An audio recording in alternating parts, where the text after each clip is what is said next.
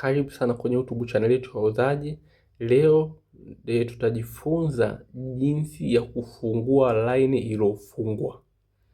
Unakuta kuna line zingine zinafungwa na Tigo wenyewe wanafunga labda kwa sababu ya muda umeisha.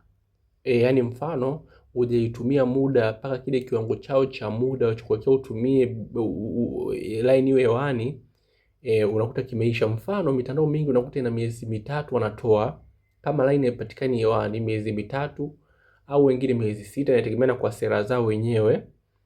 Kama ikipita hiyo utumii huduma, basi wanaweza wakaifungia line yako na baada ya muda wakaifuta kabisa.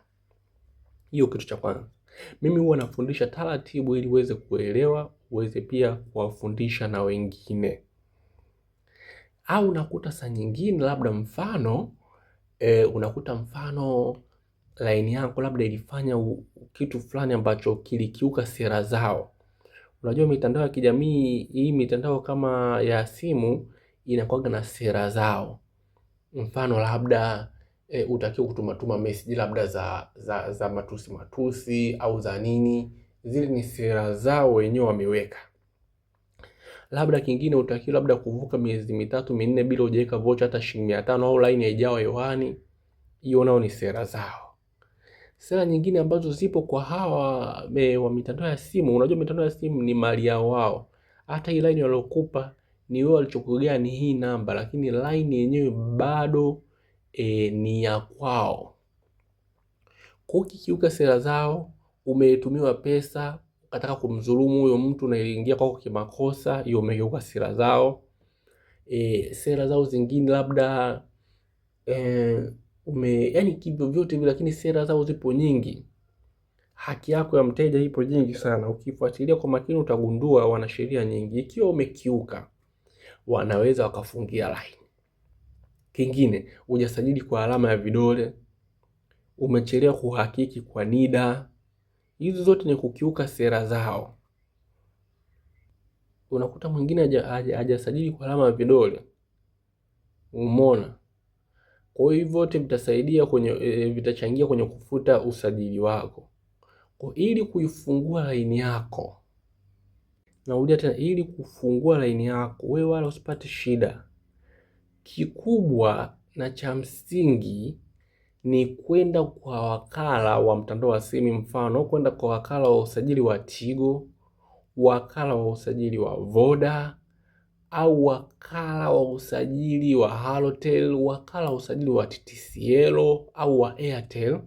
Kisha ukaelezea changamoto zako, wao watakushauri endapo mfano kama changamoto iliyopelekea, maana wenyewe wakiangalia kwenye kompyuta wanaona changamoto iliyopelekea vile ni nini. Kwa kama changamoto ni usajili, basi moja kwa moja watakushauri inabidi usajili ile kwa line ya vidole, kwa kidole, na pale pale wataenda, umeona, watakusajili kwa alama ya vidole. Baada ya hapo utaweza kuitumia line yako kwa upya. Umeona, kwa kufungua ni rahisi sana. Ukiona kwa wakala ameshindwa, nenda kwenye Vodashop. Vodashop ni frame ambazo zile unakuta zina Vodashop wale wanatumia kompyuta. Ukiona imeshindikana hapo, basi nenda kwenye ofisi kubwa kabisa. Mfano kwa Dar es Salaam unaweza kaenda Vodacom Mlimani City au Vodacom Morocco, makao makuu headquarter pale, Airtel headquarter mfano Morocco. Umeona, unaenda pale wanakumalizia tatizo lako chap na bila shida yoyote, tena kwa haraka sana. Usikae na line ambayo imefungiwa, kwa sababu inawezekana kufungua bila shida. Wenye mamlaka ya kufungua ni wao, na wao ndo wana uwezo wa kukushauri wewe either urenew line. Maana saa nyingine unaweza ukahisi imefungiwa, lakini unahisi umefungiwa, ukataka kuifungua, kumbe shida ni line imeanza kuharibika. Umeona? Kwa ni vizuri unaiswap. Kuswap ni kurenew. Ukirenew ukapata mpya, basi unaweza kuitumia bila shida yoyote. Hiyo ndo njia rahisi. Usiache kusubscribe. Video kama hizi na nyingine nyingi tayari zipo. Karibu sana sana sana.